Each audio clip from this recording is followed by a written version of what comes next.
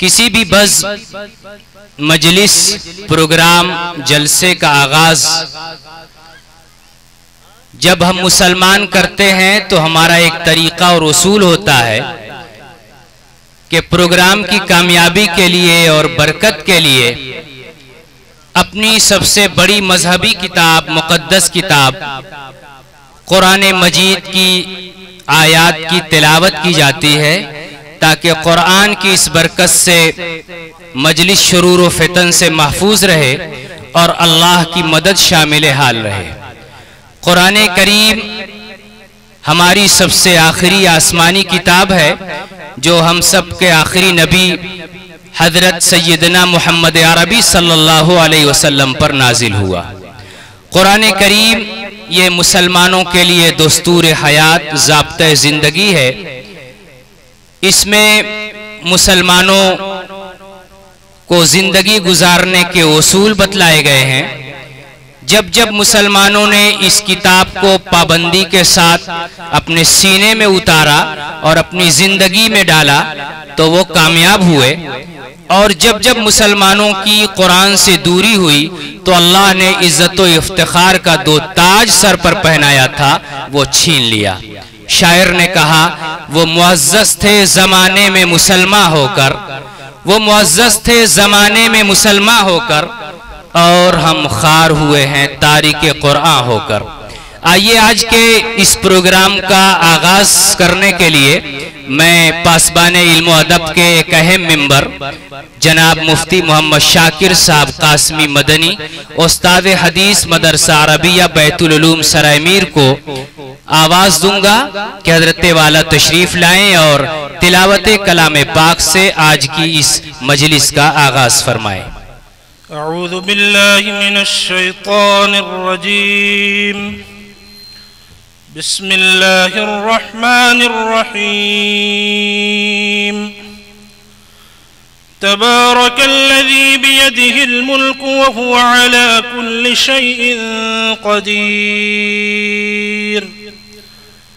अल्लज़ी ख़लक़ल मौत वल हयात लियब्लुवकुम अय्युकुम अहसनु अमला व हुवल अज़ीज़ुल गफ़ूर।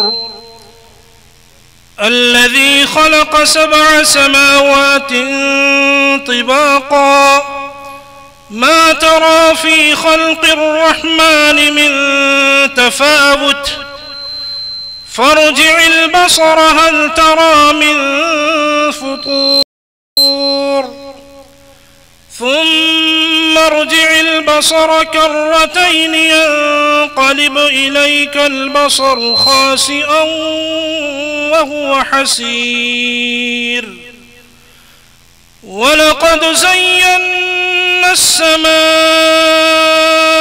الدنيا بمصابيح وجعلناها رجوما للشياطين وأعتدنا لهم عذاب السعير وللذين كفروا بربهم عذاب جهنم وبئس المصير إذا ألقوا فيها سمعوا لها شهيقا وهي تفور تكاد تميز من الغيظ كلما ألقي فيها فوج سألهم خزنتها ألم يأتكم نذير قالوا بلى قد جاءنا نذير فكذبنا وقلنا ما نزل الله من شيء إن أنتم إلا في ضلال كبير وقالوا لو كنا نسمع أو نعقل ما كنا في أصحاب السعير فاعترفوا بذنبهم فسحقا لأصحاب السعير. إن الذين يخشون ربهم بالغيب لهم مغفرة وأجر كبير.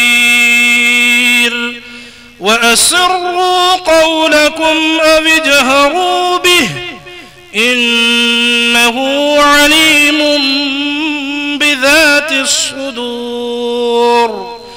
ألا يعلم من خلق وهو اللطيف الخبير.